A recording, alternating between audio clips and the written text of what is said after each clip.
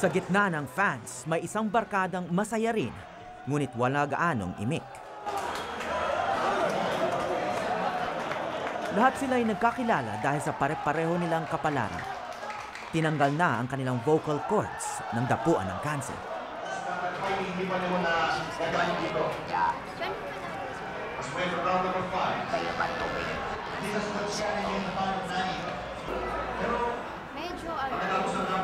Medyo para siyang boses ng baby na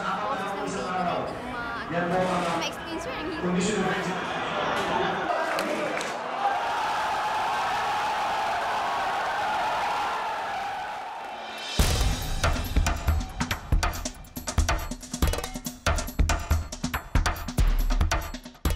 Pasok muna tayo sa bahay. Abangan natin ang susunod na meeting natin. Ilang years na kayo may gumagamit yan? Bali, 10 years na. 10 years na. O dahil 1990s akong na-opera. Miyembro sila ng New Voice Association of the Philippines, isang samahan ng mga katulad nilang wala ng natural na boses. Ngayon, mga boses robot na sila, gamit ang electrolarynx na isang uri ng vibrator. Pwede tayong bumibili sa Hong Kong nito para sa mga members natin na gusto magpabili tuwing may pupunta ng Hong Kong. Parang yan, may demonstrate sa membro. Ang iba na may pilit na nagsasalita sa pamamagitan ng sunod-sunod na pagdighay o esophageal speech na parang boses palakat. Magsalita na kayo. Parang dalawang kamay, free. Di na mababagal. Hello, 1, 2, 3. One-on-one conversation. This is more idea. Hello, Mads. Mababa yung boses. Mads Gerlin.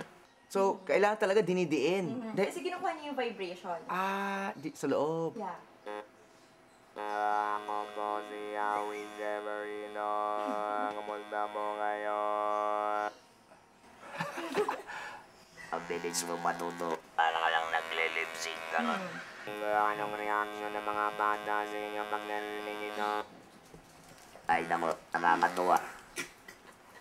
Pagka nasa mall ka at narinig ka, akala matchbot ka ng Star Wars. Hindi naman natatakot sa inyo. Hindi naman, tuwan-tuwa nga eh. Tapos, nagpapabili sa nanay nila. Saan daw gusto raw bumili na ganyan ang alalaruan. Sa likod ng positibo nilang pananaw sa kanilang kapansanan ay ang hirap ng kanilang dinadanas. Mahirap lang pag yung matagalan sa telepono. Yun medyo nakakapagod sa akin. At saka kaminsan hindi rin nila maintindihan. Lalo na yung mga hindi pa ako nakikilala sa personal. Then tumawag, nahanap ako. Natatakot. Para daw robot yung kausap ko. Minsan, may sinasabi siya na hindi maiintindihan. Hanggang sa nagagalit na siya. Pati ako magagalit din. Pero, siyempre, inaalalayan ko din yung galit niya kasi, iniintindi ko na lang yung kalagayan niya. Nagkakaisa rin ang barkada dahil sa paraan nilang huminga. Hindi sa ilong o sa bibig, kundi sa stomach o butas sa kanilang mga leeg. Kailangan lagi itong may takip para walang pumasok na bagay o insekto na didiretso sa kanilang baga. Dapat tama ang laki, magkamaliin. Pangit dahil masyado, baka hindi ka makahinga. Pagka sobra naman ang laki, prone to infection. Mas maraming insektong makakapasok. Kaya tama lang dapat ang laki. Ang standard size is about this size. Gano'ng malaki ba yung sa'yo? Kids, medyo maliit ng konti. Maliit pa yan. Parang pusod lang. Oo. Ayun, malaki yung kanya. Yan, medyo malaki-laki na ng konti. Hindi nila madalas ipinapakita sa iba ang kanilang mga butas. Para na raw itong pribadong bahagi ng kanilang katawan. Tayo malaki ba ka? Alin ang malaki sa atin?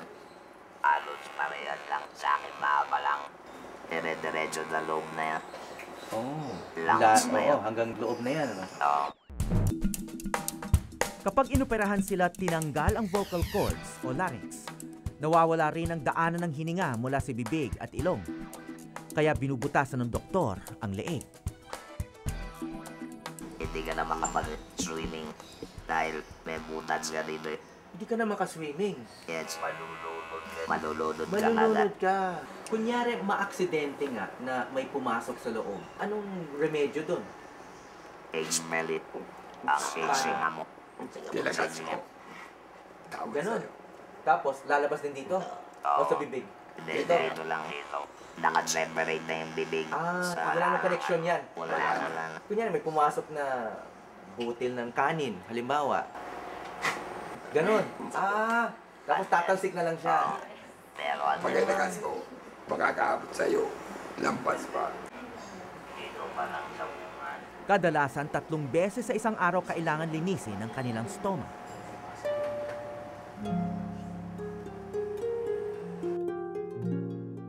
Si Emer Rojas ang pangulo ng organisasyong New Voice at isang natural na leader. May MBA siya mula sa AIM o Asian Institute of Management.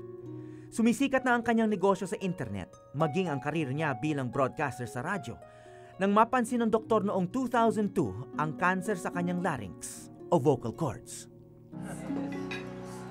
Ngayon, halos wala na siyang maamoy, pati panlasa niya halos naglaho na rin. Talagang swerte ni Batman. Nakita na positive pala siya for cancer. And then the doctor said that I will only live for 5 years. As in, sinabi kasi yun eh. So kami, natakot kami. Kasi bata pa, naramdaman namin na medyo bumaba yung self-confidence niya. Umabot nga sa point na medyo sobrang depressed. As in, nag-undergo siya ng depression na parang he wanted to end his life na. 99% sa kagaya namin is due to smoking. Kaya madadaming kasalanan din namin to. Kaya nagaganito kami. Ang sabi nga ng doktor ko, congratulations, you only have laryngeal cancer. Buti na lang, hindi raw lung cancer sa lakas kong manigarilyo dati.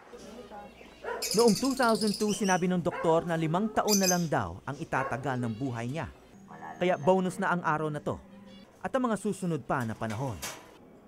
Madalas ngayon magsalita sa Emer sa mga campus tungkol sa epekto ng paninigarilyo. Nakasurvive na sila sa cancer at nakapagsasalita na rin. Ngayon, tila nais nilang matutong umawit. Muli. Lero, sinta, gusto ko ng mamaya. Magandang gabi mamaya, masayang kwentuhan. Yung show namin parang free flow talking lang. So just Q&A, bla bla bla lang. Ganun lang. Alala mo yung Wow! sinabi na nga ba mabubulan? Hindi nga! Robot? Wow, may guest kaming robot. Yeah, I'm very excited about our topic. It's about smoking. I like that. Hello sir, good evening. Please say hi to our listener. I am a Ross. Then please don't turn the dial. It's not your smartphone.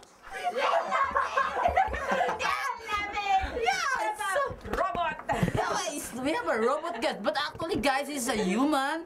It's like He's like an android. But as we all know, many people smoke cigarettes. That's right. And many of the young people start smoking at an early age. Oh, yeah. Ang dating radio broadcaster, naririnig na lang sa himpapawid kapag nangangaral tungkol sa kanyang dating bisyo. Me, when I started smoking, I think I was forced to smoke. I was forced. Use it. Yeah, I was forced by my relatives. You know, when my papa utos me, bili mo sindihan mo na. See? Like that. Tunay na lalaki. By the way, how old are you when you started smoking? I think I started smoking when I was like, when I was utos, yeah, when maybe grade 6 or... Grade 6? Since we are advocating Isa sa mga ipinaglalaban ni Emer ay ang paglalagay ng mga nakakatakot na larawan sa mga kaha ng sigarilyo tulad ng ginagawa sa ibang bansa. Oh my God, that's It's a like- nasty picture. Yeah, but now in our country, it's not like this. Not yet. Are you battery operated guy? yes, it's not an operated. It looks like a vibrator. Maybe a vibrator because you know the vocal cords is a vibrator by itself. It vibrates in order to produce sound. Tama. Are you real? Are you just like trying to play a joke? Kung gusto nilang makita mo sa Kitang-kita naman ni Tado na hindi ito joke. At tila natauhan ng smoker na umaasa sa boses para maghanap buhay. I have a goal. If I motivate myself, if I'm quit smoking, I'm gonna buy Nintendo Wii.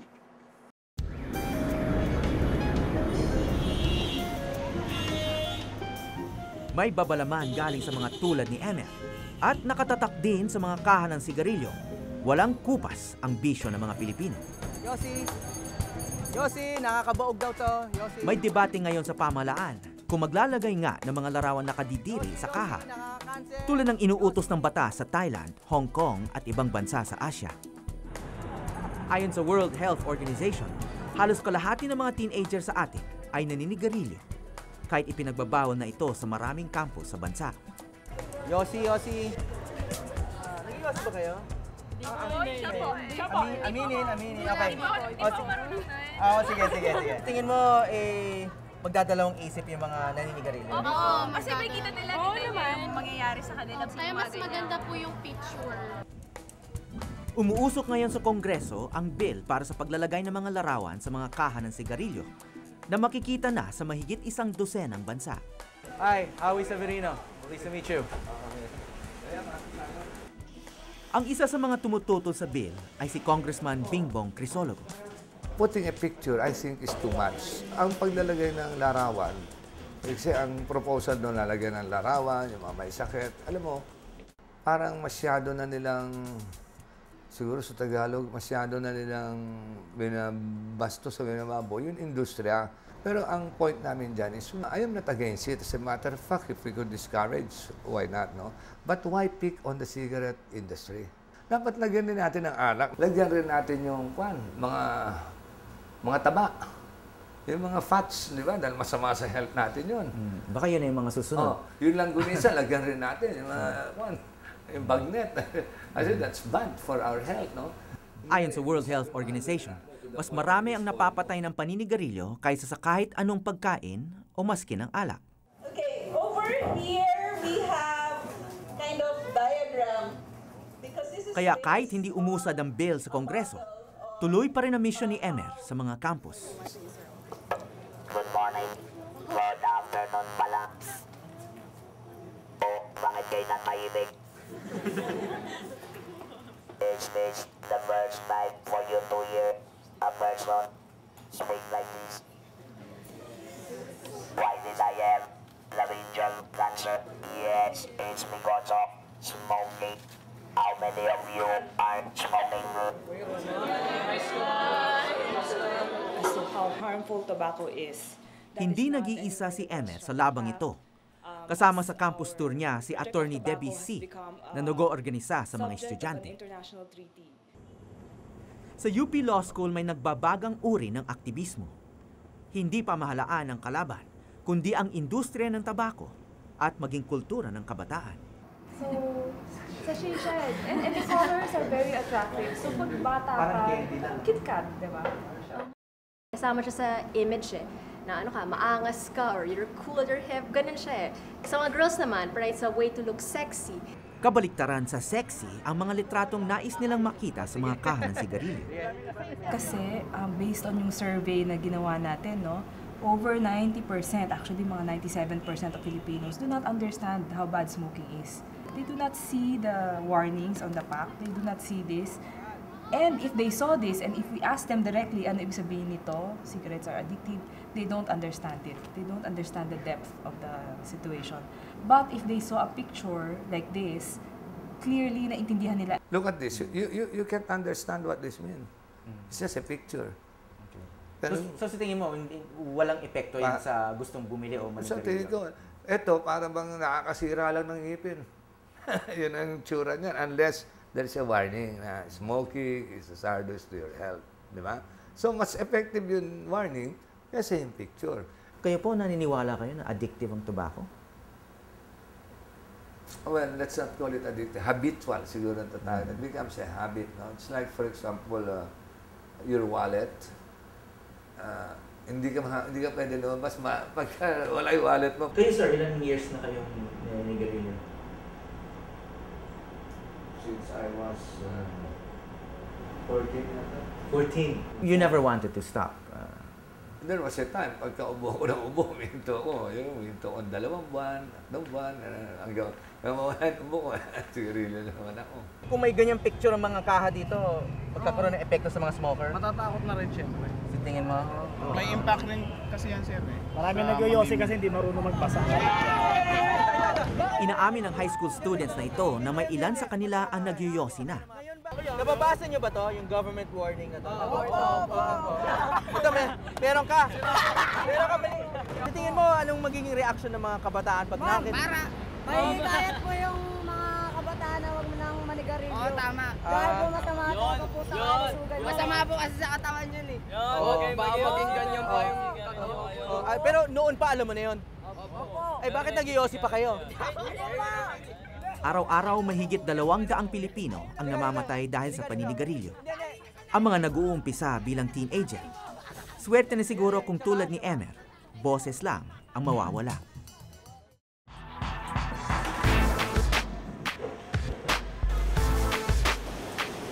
Ang Fortune Tobacco Company ang nangunguna sa industriya ng sigarilyo sa Pilipinas.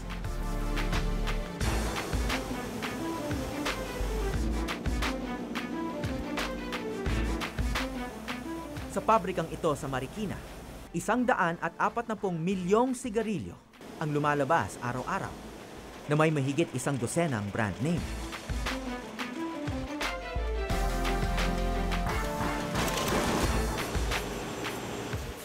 Ayon sa Fortune, hawak nila ang halos 70% ng merkado sa Pilipinas.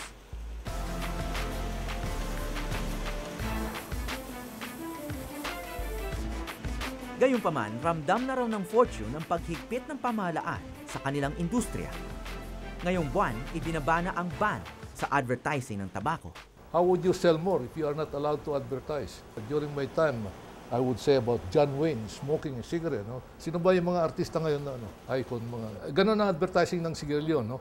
It doesn't excite any emotion at all. No? But when they show in pictures or in movie scenes, an icon, gusto mong gayahin di ba? You want to identify yourself. It's difficult because even your brands, you cannot display your brands. Before, we used to have some T-shirts, caps marked with the brand name of the cigarette, the Fortune seal.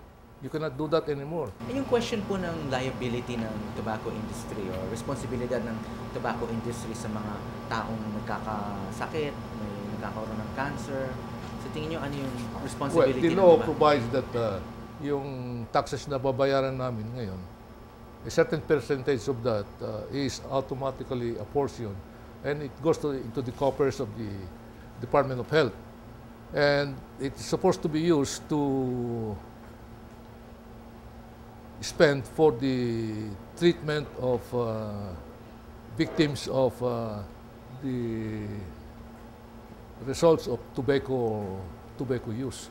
May usapin ngayon sa Congress tungkol sa yung picture warnings, no? Yun nga, ito mga galing Thailand. No? Yeah. Sa Pilipinas wala pang ganito.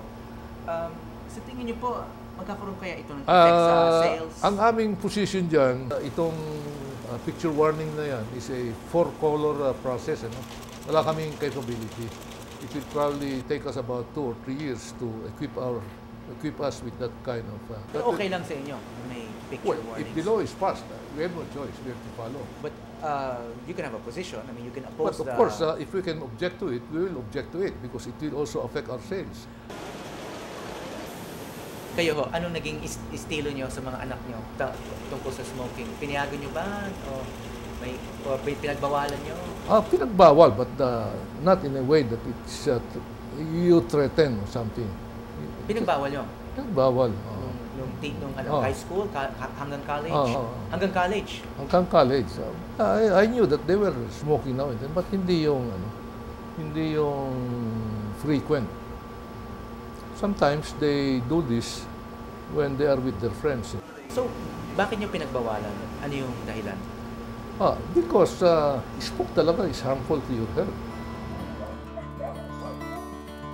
Si Kix Timbre ay matagal naging loyal customer ng tobacco industry hanggang tinubuan ng kanser ang kanyang vocal cords at tinanggat.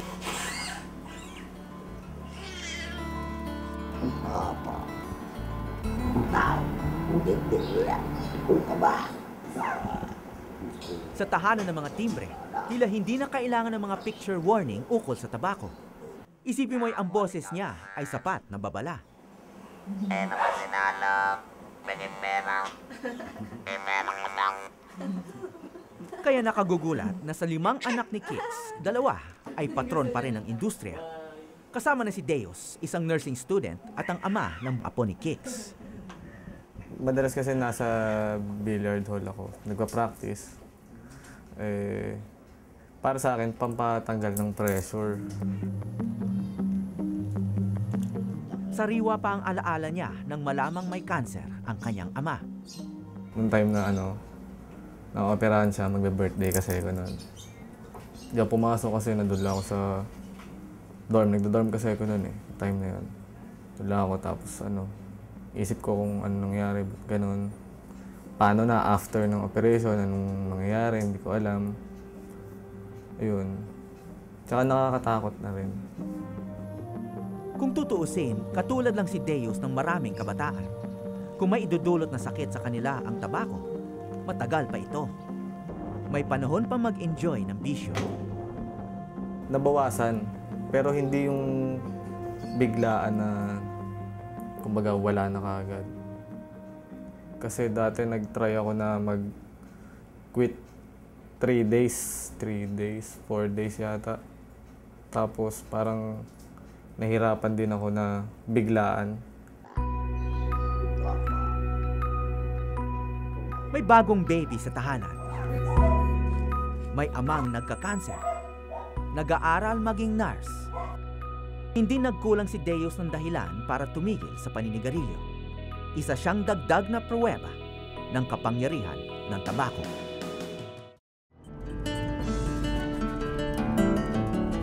Ilang buwan na ring hindi nagpatingin si Kix nang dalhin namin siya sa espesyalista sa St. Luke's Medical Center.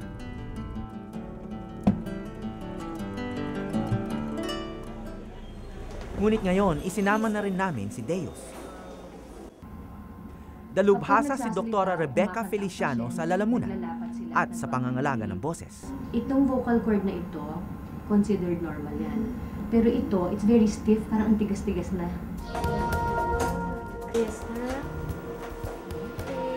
May ipinasok na kamera sa loob ng ilong at ibinaba hanggang lalamunan.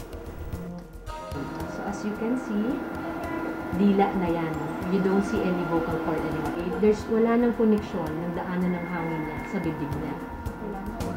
Itinuloy ang shooting sa loob ng estoma ni Kix. Kasi hindi pala yung gagawin sa akin. Pero okay naman. Para at least natin kung ano yung sa akin. Nakahinga ng maluwag ang mag-asawa nang malamang hindi na kumalat ang cancer.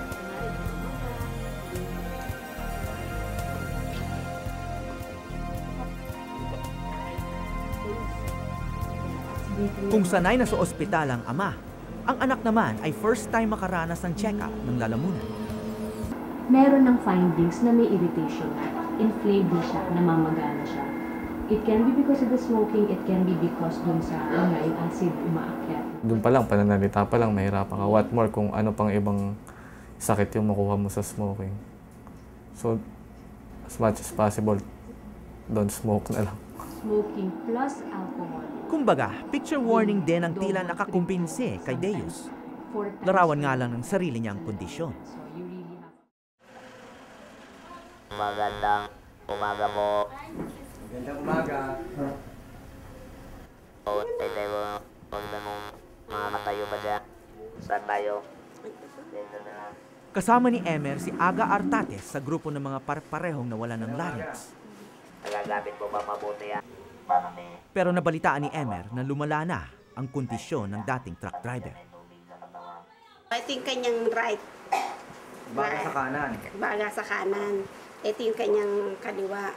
So, parang wala na. Oo. Kasi ano nga kumbaga, yung bukol nandirito daw, kaya ano siya, nag-collapse na. So, nag-collapse na yung kaliwa niyang baga.